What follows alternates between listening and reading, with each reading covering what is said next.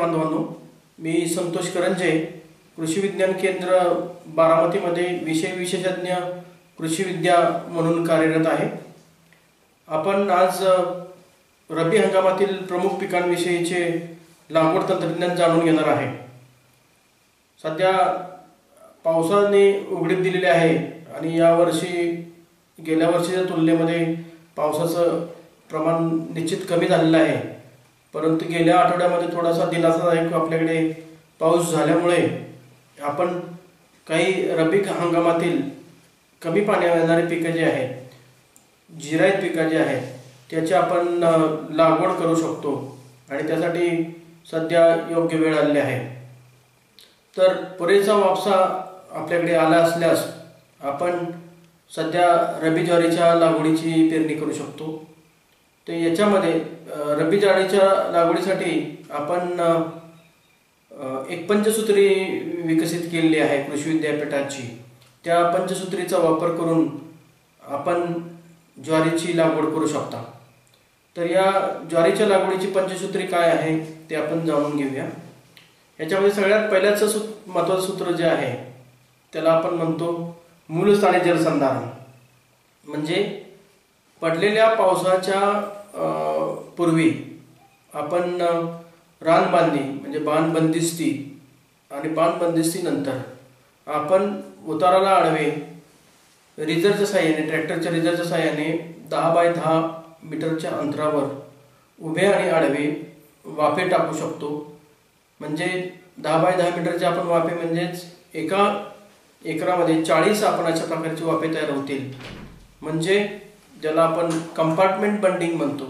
तर अशा प्रकारचे कंपार्टमेंट बंडिंग जर केलं तर पडलेल्या पावसाचं पाणी थेंब न थेंब त्या प्रत्येक वाफ्यामध्ये अडवलं जातं, मुरतं आणि त्याच्यामुळे आपल्याला पाणी जास्त जागी अडवल्या गेल्यामुळे मुरल्यामुळे वापसा सर्वत्र सारखा राहतो आणि वापसा सर्वत्र सारखा राहिल्यामुळे चढावर आणि उताराच्या बाजूला सगळीकडे एकसारखं पाणी मुरतं की जेणेकरून ज्वारीची पण पेरणी झाल्यानंतर उगवण एकसारखे होते। नंतर जो ताण पडतो त्या ताणाच्या परिस्थितीमध्ये चढावरील ज्वारी ही बारीक राहते आणि उताराच्या बाजूची लवणात जिथं पाणी जास्त मुरलं आहे त्या ठिकाणी ज्वारी आपली अतिशय चांगली वाढते। म्हणजे आपण जर हे मूलस्थानी जलसंधारण नाही केलं तर आपण बहुतांशी 50% आपले नुकसान होणार आहे। त्यासाठी आपण कधीही आत्ता जर मूलस्थानी जलसंधारण केलं असतं तर पडलेलं पावसाचं पाणी थेंब न थेंब हा एकसारखा सगळीकडे मुरला असता। तर हे मूलस्थानी जलसंधारण केल्यानंतर आपण ते वाफे मोडून पुन्हा लगेच आपण पेरणी करून पुन्हा त्या प्रकारची रान बांधणी करू शकतो, वाफे आपण टाकू शकतो। आता हे पहिलं सूत्र झालं। दुसरं सूत्र जे आहे ते आपण जमिनीच्या प्रकारानुसार वाण निवडले पाहिजे। तर याच्यामध्ये जमिनीच्या प्रकारानुसार वाण निवड म्हणजे शिफारसीत वाण की ज्याच्यामध्ये आपल्या मोहोळच्या संशोधन केंद्रामध्ये ज्वारीचे जे वाण विकसित केलेले आहेत महात्मा फुले कृषी विद्यापीठांतर्गत त्या वाणांचा आपण निवड केली पाहिजे। तर त्यांनी शिफारसीत केलेले जे वाण आहेत त्याच्यामध्ये बागायती जमिनी आणि भारी जमिनीसाठी फुले वसुधा ह्या वाणाची शिफारस महात्मा फुले कृषी विद्यापीठाने केलेली आहे। त्याचबरोबर भारी मध्यम स्वरूपाच्या जमिनीमध्ये जर आपल्याला पेरणी करायची असेल तर फुले चित्रा, फुले सुचित्रा आणि फुले रेवती या वाणाची आपण पेरणी करू शकतो। ते उत्पादन तर जास्त देतातच आणि त्या जिरायत आणि बागायत परिस्थितीमध्ये चांगलं काम करतात। फुले वसुधा असेल, फुले रेवती, फुले चित्रा, फुले सुचित्रा ही जिरायत आणि बागायत या दोन्ही भागामध्ये चांगलं काम करतात। साधारणपणे 15 ते 18 क्विंटल बागायत क्षेत्रामध्ये आपल्याला या ज्वारीच्या वाणाचं उत्पादन मिळू शकते। तेच आपण जिरायत पेरणी केली तर किमान 8 ते 10 क्विंटल उत्पादन येतं आणि त्याचबरोबर कडब्याचे उत्पादन आपल्याला अतिशय चांगल्या प्रकारे देणारे सगळे वाण आहेत।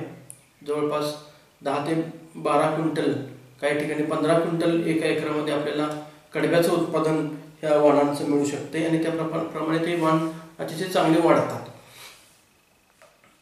त्याचबरोबर असं जमिनीच्या शिफारसीनुसार जमिनीच्या प्रकारानुसार हलक्या रानामध्ये आपण शक्यतो हे नेहमीचे वाण वापरू नये। मालदांडीसारखा जरी वाण वापरत असेल तर तो मध्यम ते भारी स्वरूपाच्या रानामध्ये पेरावा लागतो. हलक्या रानामध्ये जर आपल्याला ज्वारी पेरायची असेल तर फुले अनुराधा हा वाण आपण निश्चित पेरणीसाठी निवडला पाहिजे. फुले अनुराधा या वाणाचं बियाणं हलक्या रानामध्ये काहीतरी उत्पादन देऊन जातं. म्हणजे 4 ते 5 क्विंटल आपल्याला हमखास उत्पादन मिळेल. ज्याऐवजी आपण जर दुसरे वाण लावले तर त्याचा बाटूक पण आपल्या हातामध्ये पडणार नाही. म्हणून ज्वारी करताना हलक्या रानामध्ये कधीही दुसरी ज्वारी वापरू नका. अनुराधाच आपण वापरा किंवा त्याच्यापेक्षा झालं तर सिलेक्शन 3 नंबर आहे ते पण चांगल्या प्रकारचं वाण आहे ते आपण वापरू शकतो. त्याच्यानंतर जमिनीच्या प्रकारानुसार वाण निवड नंतरचं जे सूत्र आहे ते आपण लागवड अंतर हे म्हणजे 2 चाळीच्या पाबरीने पेरणी केली पाहिजे. एका एकरामध्ये साधारणपणे 54,000 रोपांची संख्या राहिली पाहिजे. 54,000 ते 58,000 पर्यंत आपण राखू शकतो. म्हणजे 18 इंचच्या पाबरीने आपण पेरणी केली पाहिजे. 1.5 फूटच्या अंतराने 18 इंच बाय 4 इंच या जर अंतर आपण राखलं तर उत्पादन आपल्याला अपेक्षित येतं. ज्या ठिकाणी आपण दाट पेरणी करतो त्या ठिकाणी नंतरचं पाण्यात ताण पडल्यानंतर उत्पादन मिळू शकत नाही. तर हे पेरणी करताना आपण 2 चाण्याच्या पाबरीने पेरणी करायची किंवा BBMचा अवजार असेल तर त्यांनी एका ह्याच्यात खत आणि एका ह्याच्यात बी पेरायचं. खत आणि बी एका वेळी पेरून दिलं तर ज्वारीचं उत्पादन अतिशय चांगलं येतं. बागायती ज्वारीसाठी आपण एकरी 1.5 ते 2 बॅग 10-26-26 पेरणीच्या वेळी द्यायचे आहे. आणि जिरायत ज्वारीसाठी एकरी 1 बॅग DAPची आपण पेरणीच्या वेळी द्यायची आहे. त्याच्यानंतरचं सूत्र जे आहे ते बियाण्याला बीज प्रक्रिया करायची. बीज प्रक्रिया केली म्हणजे कीड रोग तर आपण नियंत्रित करतोच, शिवाय त्याला आपल्याला रासायनिक खतांच्या मात्रेमध्ये पण आपण जीवाणू संवर्धनाची प्रक्रिया केली तर निश्चित बचत होते. ते एकरी 4 किलो बियाणं आपल्याला लागतं. तर 4 किलो बियाण्यासाठी आपण 100 मिली ॲझोटोबॅक्टर आणि 100 मिली PSB म्हणजे नत्र स्थिर करणारा जीवाणू आणि स्फुरद विरघळणारा जीवाणू याची 1 किलो बियाण्याला 25 मिली याप्रमाणे आपण या दोन्ही जीवाणूंची 25-25 मिली याप्रमाणे सावलीमध्ये बीज प्रक्रिया करायची आणि लगेचच बियाणं आपण पेरायला घ्यायचं. पावडर स्वरूपातले जीवाणू जर असतील तर गुळाच्या द्रावणामध्ये मिक्स करून आपण घट्ट द्रावण आपण सावलीमध्ये बियाण्याला चोळायचं अलगद आणि बियाणं सावलीतच वाळवून घ्यायचं आणि नंतर पेरणीला घ्यायचं. त्याचबरोबर खोडकिडा किंवा खोडमाशी आपण म्हणतो पहिल्या 15 दिवसामध्ये येते, ती येऊ नये म्हणून आपण त्यासाठी कार्बोसल्फान 3 ग्राम प्रति 1 किलो बियाणे याप्रमाणे त्याला बीज प्रक्रिया करायची आहे. तर हे बीज प्रक्रियेचं सूत्र आपल्यासाठी सगळ्यात महत्त्वाचं आहे. त्याच्यानंतर आपण जे महत्त्वाचं सूत्र जे आहे ते कोळपणीचा वापर. पेरणीनंतर उगवणे झाल्यानंतर आपण विरळणी तर करायची, 10 दिवसाच्या विरळणी झाली पाहिजे. आणि दुसरं सगळ्यात महत्त्वाचं की विरळणी केल्यानंतर आपल्याला साधारणपणे 25 ते 30 दिवसांनी फटीचं कोळपं चालवायचं आहे. फटीचं कोळपं चालवल्यानंतर काय होतं की V आकाराचं ते कोळपं असल्यामुळं ते जमिनीमध्ये आपल्याला एक प्रकारची काकरी तयार करते, माती फोडते आणि भर लावते. ज्याच्यामुळे जर समजा नंतरचा एखादा पाऊस झाला तर ते पावसाचं पाणी त्या सरीमध्ये पडतं, अडतं आणि मुरतं. तर त्यासाठी हे फटीचं कोळपं चालवणं फार महत्त्वाचं आहे. त्याच्यानंतर साधारण 45 ते 55 दिवसादरम्यान एक आपण पाशीचं कोळपं चालवायचं आहे. पाशीचं कोळपं चालवल्यानंतर जर समजा पाण्याचा ताण पडला तर त्यावेळी पाण्याचा ताण पडल्यानंतर आपण त्या पडणाऱ्या जे भेगा आहेत जमिनीमध्ये त्या पाशीच्या कोळपांना बुजवू शकतो. त्याचबरोबर आलेले तण आपण कोळपणी करू शकतो. तर हे दोन्ही प्रकारचं काम होईल. पाणी आपल्या जमिनीमध्ये टिकवण्याचं काम पण होईल आणि दुसरं काम होईल की तण नियंत्रण पण होईल. हे दोन्ही प्रकारे फायदा त्या पाशीच्या कोळपाचा होतो. आणि शेवटी आपण जे कोळपं चालवायचे त्याला आपण फटीचं कोळपं की जेणेकरून पुन्हा आपल्याला जर नंतर पाऊस पडला तर त्यावेळी त्यामध्ये पाणी अडून मुरू शकतं. तर अशा प्रकारचे कोळपणीची कामं करणं फार गरजेचं आहे. त्याचबरोबर ज्वारीमध्ये चिकटा आणि मावा जास्त प्रमाणामध्ये येतो. मावा आला की चिकटा येतो. तर मावा त्याच्या पानातला रस शोषून घेतो आणि माव्याच्या रस शोषल्यानंतर जे काही विष्ठा मागे पडते त्याच्यामुळे काजळी किंवा चिकटा निर्माण होतो. तर तो चिकटा येऊ नये म्हणून आपण पेरणी करताना जर दर 10 ओळीनंतर 2 ओळी आपण करडईच्या पेरल्या तर हे करडीचं पीक सापळा पीक म्हणून काम करतं. करडीवर मावा जास्त प्रमाणात येतो आणि आपण फवारणी करडीच्या पिकावर जर केली तर ते मावा नियंत्रित झाला तर आपल्याला कुठल्याही प्रकारचा चिकटा हा रोग येणार नाही. चिकटा हा रोग नसून किडीचं नियंत्रण करणं गरजेचं असतं. आणि जे आपण करडी लावणार ते करडीचं उत्पादन पण आपल्याला मिळेल, त्यातून तेलाचं उत्पादन पण आपल्याला करता येईल. तर अशा प्रकारे ज्वारीचं नियोजन करणं गरजेचं आहे. शिवाय आपण ज्वारीची जिरायत पेरणी करणार असू तर दर 10 ते 15 वेळेनंतर एक मृतसरी आपण निर्माण केली पाहिजे, ज्याला आपण कॉन्झर्वेशन फरो म्हणतो. तर नंतर पाऊस एखादा पडला तर त्या सरीमध्ये पाणी आपलं मुरून जातं की तो फायदा ज्वारीच्या पिकाला होतो. म्हणजे कॉन्झर्वेशन फरो हा रब्बी हंगामातील पिकासाठी फार महत्त्वाचा आहे आणि तो आपण करून घेतला पाहिजे. मग कुठलंही पीक असू द्या, ज्वारी असेल, हरभरा असेल, करडी असेल या किंवा गहू आपण जिरायत करणार असतो तर या प्रत्येकसाठी आपण ऋतुसरी ही काढलीच पाहिजे. आणि पहिल्या 15 ते 20 दिवसामध्ये खोडकिडीचे नियंत्रण ज्वारीमध्ये करणं अतिशय गरजेचं आहे. त्यावेळी समजा सुरुवातीला 15व्या दिवशी जर आपण खोडकिडीसाठी क्लोरोपायरिफॉसची फवारणी जर केली, 10 लिटर पाण्यामध्ये 15 मिली क्लोरोपायरिफॉस जर घेऊन आपण ज्वारीवर फवारणी केली तर आपण खोडकिडीचं नियंत्रण करू शकतो. किंवा जैविक पद्धतीने जर नियंत्रण करायचं असेल तर बिवेरिया मॅटारायझियम 5 ग्राम प्रति लिटर पाणी याप्रमाणे आपण त्याच्यावर फवारणी केली तर खोडकिडीचं नियंत्रण बऱ्यापैकी आपल्याला मिळतं. तर अशा पद्धतीनं ज्वारीचं नियोजन आपल्याला करण्याची गरज आहे. दुसरं सगळ्यात महत्त्वाचं पीक आपल्याला आत्ता जर करायचं झालं तर करडई पण आपण एक नगदी पीक म्हणून आपण त्याकडे पाहू शकतो. अगदी कमी पाण्यामध्ये पाणी मिळालं तरी ठीक, नाही मिळालं तरी चांगल्या प्रकारे उत्पादन देऊ शकतं असं करडईचं पीक आपण आता लागवड करू शकतो. तर करडईच्या पिकामध्ये सध्याला नवीन वाण विकसित झालेले आहेत. महात्मा फुले कृषी विद्यापीठाने SS 780 आणि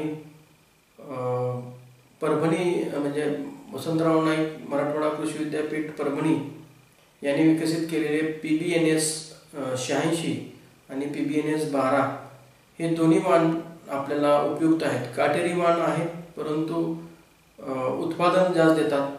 साधारणपणे जिरायत भागामध्ये 7 ते 8 क्विंटल आपण उत्पादन घेऊ शकतो आणि पाण्याची व्यवस्था आपण 10 ते 12 क्विंटल प्रति एकरी करडईचं उत्पादन घेऊ शकतो. आणि करडईमध्ये सगळ्यात महत्त्वाचं जर सांगायचं झालं तर हे तेलबिया म्हणून मुख्य पीक आहे.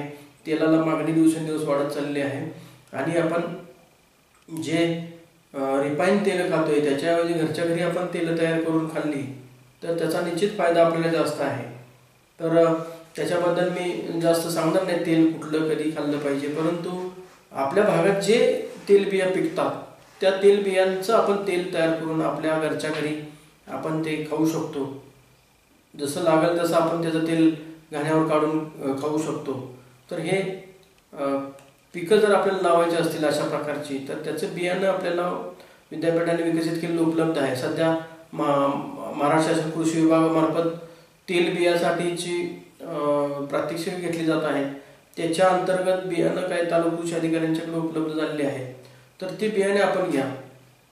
याच्यामध्ये पाणी बिलकुल लागत नाही, खतं औषधं कमी लागतात. कमी पाण्यामध्ये आपण 5 ते 7 क्विंटल जर उत्पादन काढलं किंवा 8 क्विंटलपर्यंत जरी काढलं तरी आपल्याला निव्वळ नफा ह्या पिकामध्ये जास्त मिळतो. खर्च कमी राहते, मजुरी जास्त लागत नाही आणि गेल्या 2 वर्षामध्ये त्याला मार्केट रेट पण चांगले आहेत. साधारणपणे 4 ते 5 हजार रुपये प्रति क्विंटल इतका भाव ह्या करडईसाठी मिळतोय. आणि सुधारित वाण जर वापरले तर आपण निश्चित याला चांगले पैसे आपल्याला मिळणार आहेत. तर करडई पेरताना पण आपण ज्वारीसारखेच 2 चाळ्याच्या पाबरीने आपण एका चाळ्यातून बी आणि दुसऱ्या चाळ्यातून खत, करडईसाठी 1 बॅग DAPची आपण पेरणी वेळी द्यायची गरज आहे.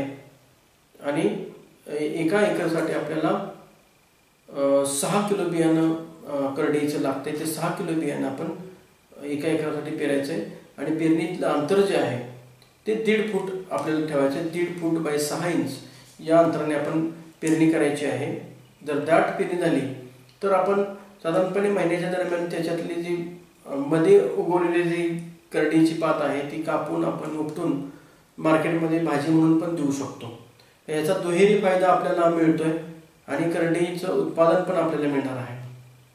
याला पाण्याची व्यवस्था जर असेल तर आपण फुलाच्या अवस्थेमध्ये एखादं पाणी देऊ शकतो, आणि जर पाणी नसेल तरी पण जिरायत भागामध्ये आत्ता ओलीवर आपण पेरणी केली तर त्याला उत्पादन चांगले येतं. पण ज्यांच्याकडे 2 पाण्याची सोय आहे त्यांनी फुलं लागण्याची अवस्था आणि दाणे भरण्याच्या अवस्थेमध्ये जर 2 पाणी दिले आपण संरक्षित पाणी, तर निश्चित आपण 10 ते 12 क्विंटलपर्यंत याचं उत्पादन काढू शकतो. तर हे करडईचं पीक आपण निश्चित करा. त्याचबरोबर काही शेतकऱ्यांना तर हरभराची तयारी करणार असेल, जिरायत हरभरा पेरणी करायची असेल तर 15 ऑक्टोबर हा उचित कालावधी आहे. तर त्यासाठी सर्व शेतकरी बांधवांनी आपण जर लागवड करायची असेल तर रुंद गादीवापी पद्धतीने हरभऱ्याची लागवड केली तर फायद्यातली राहते. सरीवरंब्यावर टोकन पद्धतीने जरी हरभऱ्याची लागवड केली तरी फायद्यातली राहते.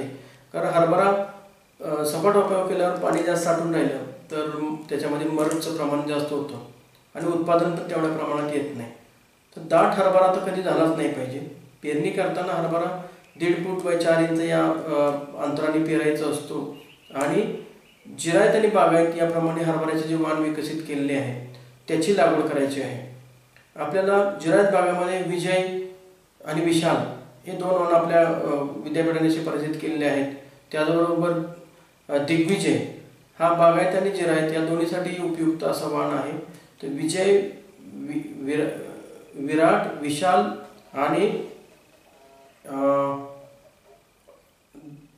दिग्विजय हे सगळे वाण आपल्यासाठी अतिशय चांगले आहेत. त्याचबरोबर आता नवीनच विकसित केलेले महात्मा फुले कृषी विद्यापीठाचे विक्रम, फुले विक्रम आणि फुले विक्रांत हे 2 वाण हरभऱ्यासाठी संशोधित वाण विकसित केलेले आहेत. त्याच्यामध्ये आपल्याला जास्तीत जास्त 15 क्विंटलपर्यंत उत्पादन मिळू शकतं विक्रांत आणि विक्रममध्ये. विक्रम हा असा आहे की विक्रम मेकॅनिकल हार्वेस्टिंगसाठी चालतो, म्हणजे आपण मशीनद्वारे काढू शकतो कारण त्याला गाठी वरच्यावर लागतात. आणि दिग्विजय आणि विक्रांत जो आहे की तो जास्त पसरतो आणि डाळ्याला खालपासून वरपर्यंत घाटे लागतात. तर हे दोन्ही वाण अंतर जर राखलं गेलं तर काही ठिकाणी आम्ही असं पाहिलं की 1700 ते 1800 घाटे एका डाळ्याला हरभऱ्यामध्ये उसामध्ये हरभरा अंतर पीक म्हणून घेतला होता आणि तेवढं त्याला एका डाळ्याला गाठी दिसून आले. म्हणजे याचा अर्थ अंतर आपण कसं राखतो आणि पेरणी कशा पद्धतीने करतो त्याच्यावर त्याचं उत्पादन अवलंबून राहतं. फक्त हरभरा पेरणी करताना आपण BBF किंवा सरीवरंब्यावर जर केला तर निश्चित त्याचा फायदा आपल्याला जास्त आहे. फक्त सरीवरंब्यावर आणि BBF करताना पाण्याची आवश्यकता लागते. जिरायतमध्ये आपण अशा प्रकारे पेरणी करताना सपाट वाफेवरच आपल्याला करावी लागते किंवा सलग पेरणी 1.5 फुटाच्या अंतराने करावी लागते. दाट कुठेही झाले असेल तर विरळणी करावी लागते. हरभऱ्यामध्ये मर रोग येऊ नये म्हणून आपण पहिल्यांदा बीज प्रक्रिया करायची आहे, ज्याच्यामध्ये ट्रायकोडर्मा विरिडी नावाचं जैविक बुरशीनाशक आहे ते 5 ग्रॅम प्रति किलो बियाणे याप्रमाणे त्याला बीज प्रक्रिया करायची. आणि सोबत जीवाणू संवर्धनामध्ये रायझोबियम आणि स्फुरद विरळणारे जीवाणू याची बीज प्रक्रिया प्रति किलो बियाणे 25 ग्राम प्रत्येकी रायझोबियम आणि PSB याची बीज प्रक्रिया आपल्याला करायचीच आहे. सोबत हरभऱ्याची पेरणी करताना एका एकरामध्ये आपण खतं जी पेरणी करायची आहे पेरणीच्या वेळी आपण 1 बॅग DAP आणि 10 किलो गंधक याची पेरणीच्या वेळी आपण खतं वापरायची आहे. ही एवढी खते त्याच्यासाठी पुरेशी आहे. त्याचबरोबर हरभरा पेरणी करताना आपण सापळा पिकं लावायचे. त्याच्यामध्ये जी घाटे आळी येते ते घाटे आळीच्या नियंत्रणासाठी सापळा पिकं आपण हरभरा पेरणी करताना लावायचे. तर आपण बांधाच्या चारी बाजूनं मक्याची आपण एक ओळ लावायची आहे आणि मध्ये आपण कुठेतरी बाजरी आणि ज्वारीचं बी विस्कळून टाकायचे की जे पक्षी बैठकासाठी आपल्याला उपयोगी ठरतं.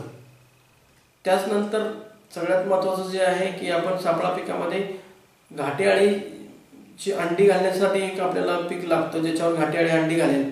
तर ते गावरान झेंडू किंवा मोहरीचं पीक आपण उतोडा म्हणून त्याच्यामध्ये विस्कळून टाकलं तर त्या मोहरी आणि झेंडूच्या पिकावर जे फुले येतात त्या फुलांवर घाटे आळीचे पतंग अंडी घालतात आणि मग आपण फवारणी करताना या झेंडू आणि मोहरीच्या पिकावर जर फवारणी केली तर अंडी आपण सगळी नष्ट करू शकतो. त्याचबरोबर हरभऱ्यामध्ये 50% फुलण्याच्या अवस्थेमध्ये आपल्याला सापळा लावायचे आहेत ज्याला आपण कामगंध सापळे म्हणतो. तर 1 एकरसाठी 4 ते 5 किंवा जास्तीत जास्त 10 सापळे आपण लावू शकतो की ज्याच्यामुळे घाटे अळीचं नियंत्रण आपल्याला चांगल्या प्रकारे करता येतं. तर हे आत्ताच्या घडीला आपल्याला हरभरा पिकासाठी करायचं आहे. काही शेतकऱ्यांनी हरभरा लावणार असेल तर हरभराच्या जो साऱ्यानंतर वरंबा पडतो त्या वरंब्यावर 2 ते 2.5 फुटावर आपण एरंडी हे पीक लावलं तर एरंडी पण आपल्याला हरभऱ्यामध्ये आंतरपिकाला चांगले एक वरदान ठरणार आहे. हरभरा निघाल्यानंतर 2 ते 2.5 महिन्यामध्ये एरंडीचं पीक पूर्ण निघून जातं. तर हरभऱ्याचं उत्पादन गेल्या वर्षी आम्ही पाहिले की 8 क्विंटल एकरी मिळालं आणि एरंडीचं उत्पादन 14 क्विंटल. दोन्हीचं जर इकॉनॉमिक भेटलं तर 1 लाखापेक्षा जास्त होतं. तर आपण हरभरा आणि एरंडी हे आंतरपीक जर घेतलं तर निश्चित आपल्याला जास्तीत जास्त पैसे मिळतील. एरंडीमध्ये आपण गावरान एरंडी लावण्यापेक्षा हायब्रिड एरंडीचे वाण असतात ते गुजरातमध्ये संशोधित केलेले वाण आपण आपल्या भागामध्ये आता प्रात्यक्षिकासाठी घेतलेले आहेत. तर गेल्या वर्षी जवळपास 50 एकरवर आम्ही हरभरामध्ये एरंडी घेतली होती. यावर्षी आपल्या महाराष्ट्रात एक 4-5 जिल्ह्यामध्ये आपण जवळपास 350 ते 400 एकरवर आता यावर्षी एरंडीचं पीक घेतलेलं आहे. तर ते पण आपण यावर्षी जर करायचं असेल हरभरा तर हरभऱ्यानंतर त्याच्या वरंब्यावर एरंडी आपण निश्चित लावा. त्याचबरोबर आता सध्याची परिस्थिती आहे की लोकांना गहू लावावा लागतो. गहू खाण्यासाठी घेऊन आपण लावतो. तर गव्हासाठी आपण जर लागवड करायची असेल तर पेरणी करताना 2 चाड्याच्या पापडीने 22 इंचाच्या अंतरामध्ये आपण पेरणी करू शकतो. 22 सेंटीमीटरच्या अंतरामध्ये 9 इंचाच्या अंतरावर आपण त्याची पेरणी करू शकतो.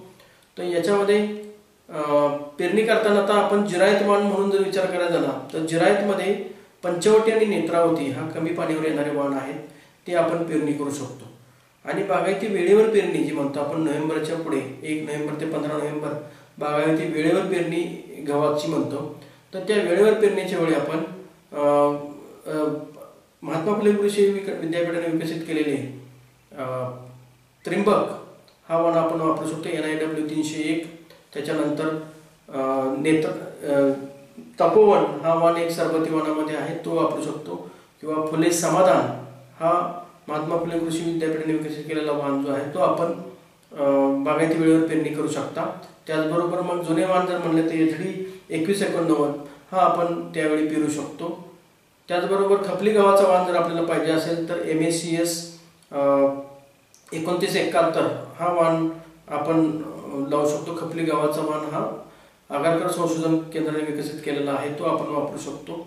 त्याचबरोबर गव्हामध्ये MACS 6222 हा पण आगरकर संशोधन केंद्राने विकसित केलेला वाण आहे ज्याचं उत्पादन पण चांगलं आहे आणि चपातीही चांगली आहे. तर तेही वाण आपण बागायती वेळेवर पेरणीसाठी घेऊ शकतो. आणि उशिरात डिसेंबरमध्ये जर आपण पेरणी करणार असू तर NIW 34 किंवा AKW 4627 हे वाण आपल्याला उशिरा पेरणीसाठी अतिशय चांगले आहेत. तर ते वाण आपण उशिरा पेरणीसाठी पण घेऊ शकतो. तर अशा प्रकारे गव्हाची पेरणी आपण करताना हे वाण आपण निवडले पाहिजेत. आणि पेरणी करताना नुसती पेरणी न करता त्याला बेसल डोस हा द्यायलाच पाहिजे. तर जिरायत गव्हाची पेरणी करणार असेल तर आपण पेरणीवेळी 1 बॅग 10-26-26 आणि 10 किलो झिंक सल्फेट हा गव्हाला पेरणीच्या वेळी द्यायला पाहिजे. आणि बागायती वेळीवर पेरणी करताना ज्या ठिकाणी 4 ते 5 पाण्याची व्यवस्था आहे अशा ठिकाणी 1 एकरी 10-26-26च्या 2 बॅग आणि 15 किलो झिंक सल्फेट आपण ज्यावेळी बी पेरणार त्यावेळीच याच्यामध्ये खतं पेरून द्यायचे आहे. अशा प्रकारे आपण आत्ता गव्हाच्या लागवडीसाठी नियोजन करावं. लागवडीच्या नियोजनाच्या बाबतीत मी सगळ्या गोष्टी सांगितलेल्या आहेत. नंतरच्या टप्प्यामध्ये आपण त्याच्यासाठी लागणारी कीटकनाशक औषधं फवारण्या कोणत्या घ्यायच्या याबद्दल आपण सविस्तर चर्चा करणारच आहोत. परंतु सध्या आपली वेळ आल्यामुळे आपण या पद्धतीने आता नियोजन करायला पाहिजे. त्याचबरोबर आत्ता रब्बी हंगामामध्ये आपण मका सूर्यफूल यासारखी पिकं लागवड करू शकतो. कारण काही ठिकाणी चाऱ्यासाठी किंवा उत्पन्नासाठी मका घ्यायची असेल तर मका आपण आत्ता लागवड करू शकता. त्याचबरोबर सूर्यफुलाची पेरणी जर केली तर सूर्यफूल पण आपल्याला चांगल्या प्रकारे आत्ताच्या परिस्थितीमध्ये येऊ शकतं आणि उत्पादन पण चांगले येईल. कारण ह्या वेळेवर आपण पेरणी करणं गरजेचं आहे. त्याचबरोबर लातूरचं संशोधन केंद्र जे आहे तेलबिया संशोधन केंद्र त्यांनी विकसित केलेलं जवसाचं जे वाण आहे L93 ते जर आपण पेरणी केली तर 2 महिन्यामध्ये हे पीक काढलेलं येतं आणि L93चं उत्पादन हे 6 ते 8 क्विंटलपर्यंत एकरी निघतोय. तर जवस पण आपण लावू शकतो. जवस कमी पाणी ज्याच्याकडे आहे त्यांनी आताच्या वापशावर जर पेरणी केली तर साधारणपणे 1 फुटाच्या पाबडीने 12 इंचाने जर पेरणी केली तर 2 महिन्यामध्ये जवसाचं उत्पादन येतं. अतिशय कमी कालावधीतलं पीक आहे, त्याला मागणी खूप आहे. औषधी गुणधर्म म्हणून त्याचं तेल वापरलं जाते, औषधामध्ये त्याचा वापर होतो. तर अशा प्रकारचं पीक आपण घ्या. जवसाचं बियाणं तुम्हाला पाहिजे असेल तर KVK मध्ये उपलब्ध आहे, परभणीला विद्यापीठामध्ये उपलब्ध आहे, लातूरच्या संशोधन केंद्रामध्ये आपण चौकशी करू शकता. तर हे अशी आपण पिकं सध्याला निवडण्याची गरज आहे असं मी सगळ्यांना आवाहन करतो. अधिकचा आता वेळ घेत नाही, परंतु महत्त्वाची जी पिकं आहेत त्याविषयीची आपण या ठिकाणी चर्चा केलेली आहे. त्याचबरोबर एक महत्त्वाचा थोडासा विषय सांगायचा राहून गेला की आपण ज्यावेळी तणनाशकाच्या बाबतीत एक थोडं सांगायचं राहिलं की ज्वारी ज्यावेळी आपण पेरणी करतो त्यावेळी ज्वारीला पीक पेरल्यानंतर पीक उगवायच्या आधीमध्ये वापशावर आपण पुढून पाठीमागे अट्राजिन नावाचं एक तणनाशक मारायला पाहिजे, ज्याच्याकडून तण नियंत्रण चांगल्या प्रकारे आपल्याला होईल. त्याला एकात्मिक तण नियंत्रण आपल्याला करायचं आहे. आणि दुसरं हरभराचं जे पीक आहे ते हरभराच्या पिकाला आपण पीक पेरल्यानंतर उगवायच्या आधी वापशावर आपण उगवणीपूर्वीचं तणनाशक जे आहे ते पेंडिमेथिलिन नावाचं तणनाशक आपण पुढून पाठीमागे जमिनीवर फवारायचं आहे. म्हणजे ह्या दोन्ही पिकाचं तण नियंत्रण आपलं प्रभावीपणे होणार आहे. तर हे तणनाशकाचा पण वापर आपण निश्चित करा एवढं आवाहन करतो आणि मी थांबतो. धन्यवाद. शेतीमधील आधुनिक तंत्रज्ञानाची माहिती घेण्यासाठी KVK बारामती या YouTube चॅनलला सबस्क्राईब करा, लाईक करा आणि शेअर करा.